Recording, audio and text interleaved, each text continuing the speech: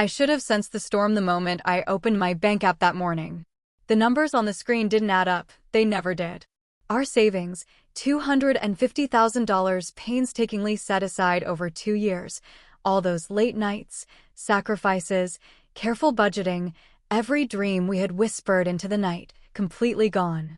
My stomach dropped, my chest tightened, and the air seemed to vanish from the apartment.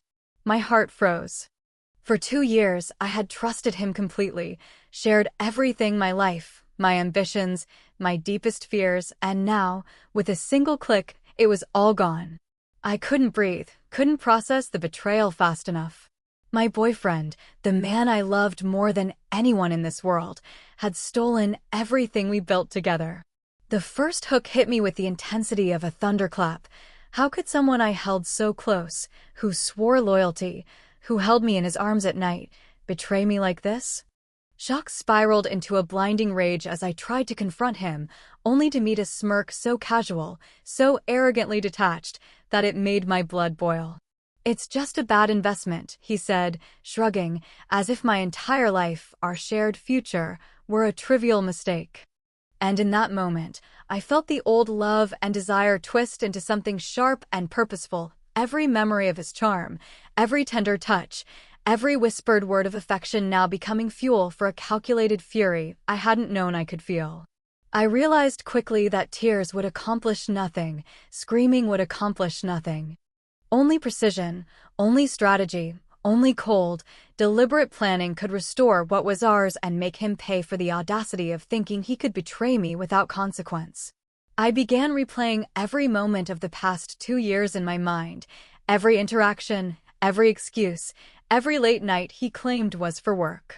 The casual way he had praised me in public while subtly taking credit for my work, the quiet power I held in our shared projects, the patents I had registered under my name, but he paraded as his genius. These were pieces of a puzzle I could now assemble into a weapon. The middle hook struck when I realized how blind he had been to me. He thought my devotion, my lingering attraction, my desire to trust and forgive, meant weakness. He didn't notice how I had always observed him, noted every habit, every small indulgence, every tiny arrogance. The way he underestimated me, thinking passion clouded my judgment, was the perfect mistake he had made. I let myself feel the heat of residual desire, the tension that had once made my heart race, knowing it could be a tool as much as a temptation. Every glance, every subtle movement, every lingering smile became part of my arsenal. I was no longer just the girl in love. I was an orchestrator, a strategist, quietly building the path to his ruin. And then the doubts came, the small flickers of what if, the whispers in the back of my mind that asked if I was letting desire blind me, if the anger would make me reckless. But I silenced them, understanding that control was power, and I had it in spades. My next steps became clear: observe, gather evidence, exploit his arrogance, and strike at exactly the right moment. I imagined his face when he realized that every cent he stole, every lie he told, every moment he assumed he was untouchable, would be turned against him. The final hook came with the realization that he had thought this would break me, that I would crumble in despair or beg for forgiveness. He had no idea what I was capable of. I felt a thrill, a mixture of rage and exhilaration, as I plotted silently, knowing that every interaction from now on could be a subtle maneuver in my campaign of revenge. Each smile I offered, each touch I feigned, every calculated moment of faux vulnerability would be a step toward reclaiming not just our money, but the pride, power, and control he believed were his to wield. And in the quiet of the apartment, surrounded by the remnants of a life we built together, I felt the first intoxicating stirrings of empowerment. I was Millie, and the storm he had unleashed with his betrayal was about to turn back on him with a force he would never survive. I let myself savor it, the slow burn of anticipation, the thrill of justice just out of reach but inevitable. Every memory of intimacy, every whisper of desire, became a sharpened edge in my mind, a tool for the reckoning I would deliver. I was ready, patient, calculating, knowing that the day he realized he had underestimated me would be the day he understood what it meant to betray Millie. And in that moment, the blend of anger, desire, and cold calculation created something powerful within me, a resolve that no charm, no plea, no deceit from him could ever break. The first strike of my revenge was already forming in the corners of my mind, and I welcomed the exhilaration of knowing that he had unwittingly set the stage for his complete and utter downfall. The night I discovered he had stolen every cent from our account, I should have crumbled. I should have screamed, cried, begged for an explanation. Instead, I felt something sharper, clarity, focus, and a simmering fire of rage that seemed to pulse through my veins. He had taken $250,000, the life we had been carefully building together, and thought I would be powerless, broken, or naive enough to forgive him. But I was Millie, and submission had never been in my nature. The first hook hit immediately. I needed proof, details, leverage, anything to ensure that when I struck, he would feel the full weight of his betrayal. I started reviewing every transaction, every bank statement, tracing the flow of money, analyzing the tiny inconsistencies he had left behind in his overconfidence. The more I dug, the more precise my plan became. Each detail of his deception added another layer to the storm I was quietly brewing. I cataloged every lie, every excuse, every flinch of guilt he thought he had hidden from me. Late nights turned into long sessions of research, strategy, and imagining the exact way I would dismantle him. And yet, there was that dangerous tension, the lingering heat of our past passion. His presence still drew me, stirred old desire, and I knew I could use that magnetism against him. Every smile, every touch, even the lingering memories of intimacy became a tool to make him underestimate me, to make him blind to the meticulous web I was weaving. The middle hook struck when I realized his greatest weakness was his arrogance. He thought he was untouchable, clever, untouchable because of his charm and supposed intelligence. That arrogance made him predictable, and predictability is a weapon when wielded correctly. I started planting subtle hints, small comments designed to make him uneasy without realizing why, watching the way he responded to my every move. I mapped his habits, his schedules, his impulses, and realized how easily I could manipulate his assumptions, his trust in himself, his belief that I was still powerless. Nights became my playground for strategy, my apartment a silent command center of documents, notes, and plans, where the faint hum of plotting mixed with the intoxicating pulse of desire and the thrill of power. I imagined the moment of confrontation, the taste of seeing him finally recognize that I was in control, that he had underestimated me completely. I rehearsed conversations, planned contingencies, and visualized the slow unraveling of his confidence, his pride, and his control. I even anticipated the little ways he might try to defend himself, already knowing how I would turn his own words against him. The erotic tension remained subtle, dangerous, almost maddening. Every memory of his touch, the heat of our nights together, the intimacy I had shared with him, became a sharpened edge in my mind, a dual reminder of what he had taken and the tool I would use to destroy him. The final hook slammed home as I realized he had no idea how meticulous I had become. Every move he made, every casual glance, every attempt to assert control would feed into the trap I had designed. He believed I was still vulnerable, still captivated by passion and desire, unaware that behind every flirtatious glance, every feigned moment of weakness, I was gathering power, manipulating perception, and constructing the storm that would obliterate him. I could feel the exhilarating pulse of inevitability, the intoxicating blend of rage, desire, and cold calculation that would guide me to the moment of ultimate reckoning. Millie would not be a victim. Millie would be the force that reclaimed everything stolen, that shattered his confidence, his pride, and the illusion of safety he had built around himself. And as I sat in the quiet of our apartment, the empty echo of betrayal around me, I felt the thrill of anticipation, knowing that soon, every misstep he made, every assumption of my weakness, would be turned into the instruments of his downfall. He would pay for what he had done, for every lie, for every stolen dollar, for every second he thought he had escaped accountability.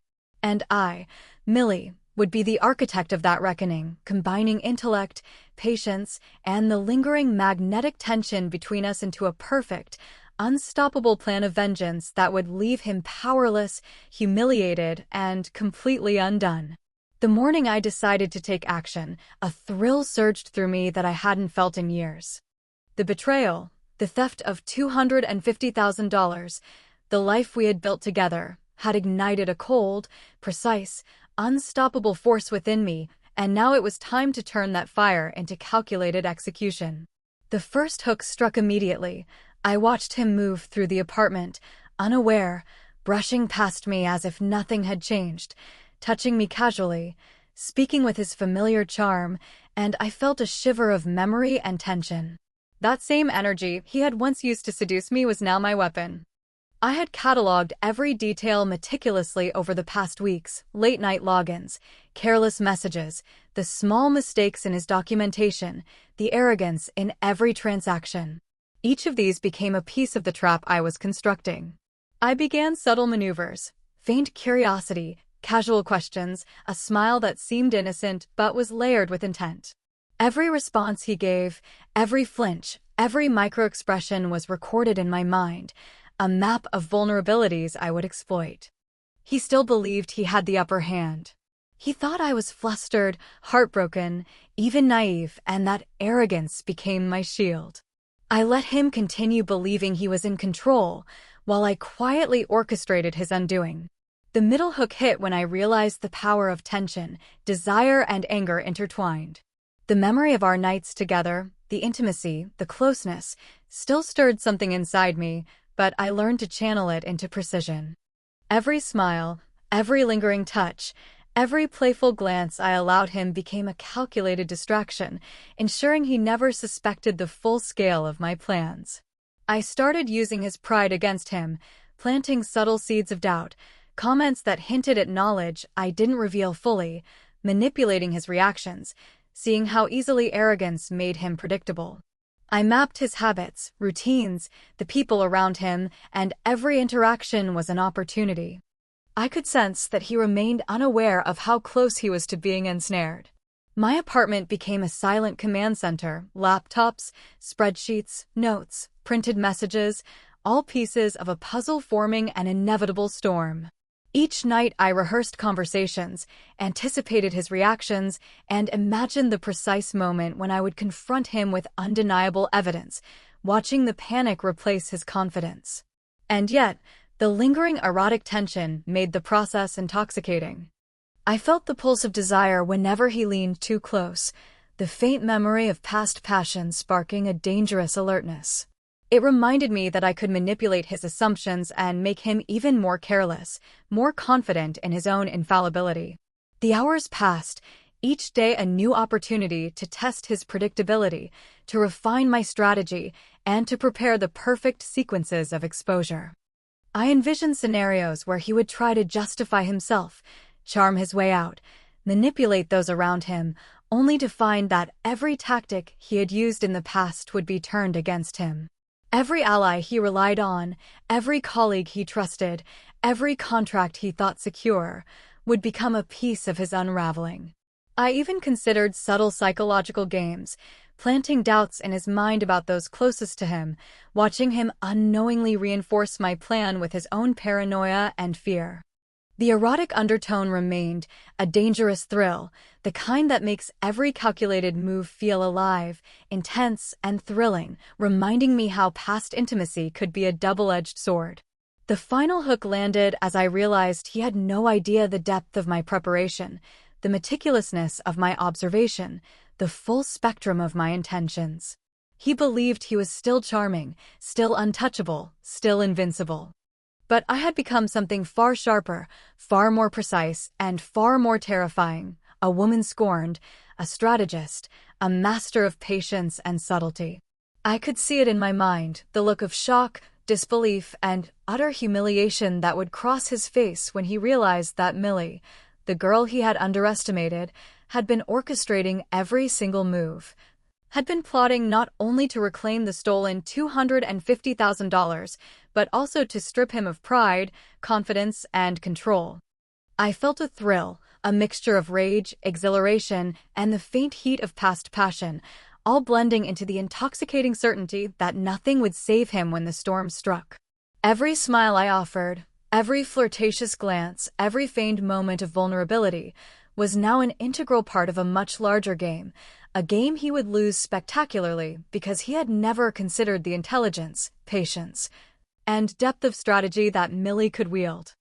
I let myself imagine the exact sequence of events, the confrontation, the evidence laid bare, the collapse of his carefully maintained facade, the people around him finally seeing his true nature, the panic replacing every shred of arrogance. It was almost overwhelming, the power I felt, the control I had gathered, the knowledge that he was completely unaware of the perfect trap closing around him. The anticipation was heady, intoxicating, thrilling, each heartbeat a reminder that revenge was imminent, precise, and utterly unstoppable. And standing there, feeling the quiet tension of a storm ready to break, I knew with absolute certainty that soon he would learn a truth he could never undo. He had underestimated Millie, and the reckoning I had orchestrated would leave him powerless, humiliated, and completely undone. Every step I had taken, every secret I had preserved, every subtle manipulation of desire and perception had been leading to this inevitable conclusion. Millie was no longer just the betrayed. Millie was the force, the architect of his downfall, a storm of intellect, strategy, and calculated patience, and nothing, no charm, no apology, no attempt at manipulation, would save him from the avalanche he had set himself up for.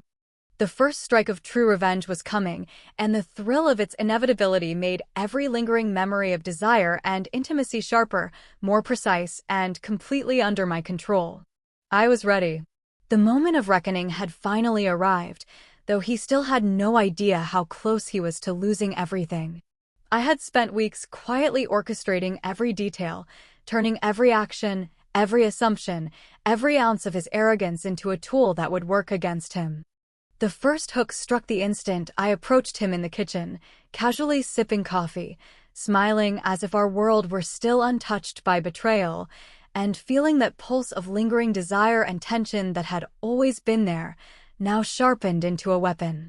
I let him believe I was placated, that the discovery of his theft, the $250,000 gone, was something I was quietly coping with, something that didn't threaten him anymore.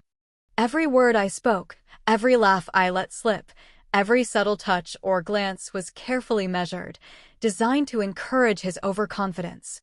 I observed him, watched his patterns, noted the way he left documents unsecured, how he assumed I would never suspect, how he casually bragged to colleagues and friends, confident in his cleverness. That arrogance was my map, my guide, my most reliable weapon. The middle hook came as I set traps, subtle yet inescapable. I had allies in the right places, documents ready to reveal his lies, every misstep catalogued and timed for maximum effect. Each day I orchestrated small scenarios where he would unknowingly expose himself further, each one feeding into the larger picture of his eventual collapse. And the lingering erotic tension, oh, how it surged, became another layer of control. Every glance, every feigned vulnerability, every playful smile reminded him of the passion we once shared and kept him blind to the fact that the real game was being played right under his nose.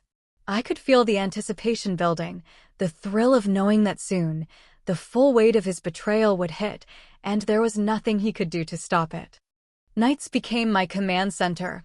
I spent them reviewing his financial decisions, legal papers, and communications, ensuring that every detail was perfect, every plan airtight.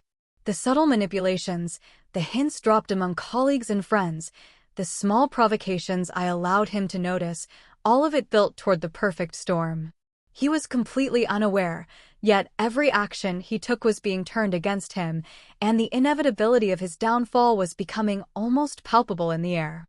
I imagined the moment when he would finally realize the extent of my strategy, the shock, the panic, the sense of betrayal coming back at him tenfold. And I let myself savor it, that delicious combination of anger, power, and controlled desire, knowing that the moment I struck, it would be absolute. The final hook landed when I realized that his carelessness had left him exposed in every possible way. Every overconfident gesture, every brag, every unchecked assumption had laid the groundwork for his ruin. I had rehearsed the confrontation, mapped out the exact way it would unfold, predicted his reactions, and prepared contingencies for every possible escape he might attempt. And yet, he was still so blind, still so convinced that Millie, the woman he had once believed docile and forgiving, could never orchestrate something so calculated, so precise, so complete. I felt the thrill of inevitability, the intoxicating knowledge that his world, built on lies and arrogance, would collapse because he had never anticipated the intelligence, patience, and resolve of the woman he betrayed. Every smile, every lingering look, every interaction I allowed him to have now was a calculated step toward his complete humiliation. He would not see it coming. His downfall would be seamless, unavoidable, and absolute. And I, Millie, would stand above it all, unshaken, in control, finally claiming everything he had stolen, not just the $250,000, but the dignity, the power, and the upper hand that had always been mine to take. I could almost hear the subtle shift, the unraveling beginning, the weight of inevitability pressing on him even as he remained clueless. It was exhilarating, intoxicating, thrilling, and utterly satisfying. The hunt was closing in, and soon the man who had dared to betray me would realize that he had played a game he could not possibly win, against a force he had never fully understood. The day of the final move arrived, and I felt a surge of adrenaline that mingled with a cold, calculated satisfaction. Every detail I had painstakingly prepared over the past weeks and months converged into this precise moment. The first hook hit the instant I entered the office, walking in as if it were just another day, yet with every step I carried the weight of inevitability. He looked up, confident as ever, assuming that nothing could threaten him, believing that his stolen money and his arrogance still shielded him from consequences. I smiled, letting him bask in the illusion of control, while I silently orchestrated the sequence that would unravel everything he had built. Every document I had carefully positioned, every subtle conversation I had planted among colleagues, every small manipulation of perception, now worked in perfect synchronization. As I approached his desk, I could feel the tension crackle in the air, a mix of residual desire and the thrill of power. He still remembered the past intimacy, the passion we had shared, the nights of trust and closeness, and that memory became a weapon in my hands, making him underestimate me further. The middle hook struck when I began to casually place the legal papers before him, one by one, each one meticulously designed to transfer ownership and reclaim what was stolen. His eyes flickered with brief curiosity, then arrogance. He didn't read the fine print. He didn't even pause, he simply signed, blind to the magnitude of his error. Each signature he made was a nail in the coffin of his pride, every careless motion a step closer to his total undoing. I watched, calm, composed, while inside, a rush of satisfaction, power, and the faint thrill of desire surged through me. The culmination of all my planning, all my patience, all the lingering erotic tension, now crystallized into one perfect victory. I could almost hear the weight of reality crashing down on him as the truth of his situation began to dawn. And then came the final, devastating blow. His young mistress, the one who had courted him only for money, realized that his wealth and control were gone. Her interest evaporated instantly, leaving him completely alone. She didn't confront him, didn't plead, didn't attempt to console. She simply walked away, seeking new opportunity elsewhere, leaving him with nothing but the ruins of his ego and ambition. The final hook landed as I stood there, collecting the evidence, securing the accounts, reclaiming the $250,000 he had stolen, and feeling the intoxicating sense of justice fulfilled. He stumbled through the office, desperate, bewildered, realizing too late that the man he had been, the power he thought he wielded, had crumbled entirely because he had underestimated me. Every ounce of arrogance, every deception, every betrayal had been turned against him, and nothing could undo it. I had taken back what was mine, not just financially, but emotionally, strategically, and morally. I had transformed the pain of betrayal into empowerment, the theft into a lesson in inevitability, the arrogance into a downfall crafted by patience, intelligence, and calculated precision. I felt a quiet satisfaction, an intoxicating sense of triumph, as he faced the full weight of his actions. And standing there, in the midst of what he had lost, money, power, admiration, and affection, I knew he had learned a truth too late. Never underestimate the woman he betrayed. Millie was no longer just the victim. Millie was the orchestrator, the force that had turned every act of treachery into a tool of complete destruction. The final scene was almost surreal in its perfection, the justice absolute, and the thrill of victory unlike anything I had ever felt. The $250,000 was reclaimed, the empire he had built on lies was effectively mine to secure, and he was left utterly powerless, alone, and humiliated. The experience was a cocktail of rage, satisfaction, desire, and triumph, and as I walked away from the wreckage he had created for himself, I knew with complete certainty he had lost everything, and I had risen above it all. The culmination of patience, strategy, and intellect had reached its peak, and Millie, the woman who had been betrayed, was now untouchable, triumphant, and unshakable.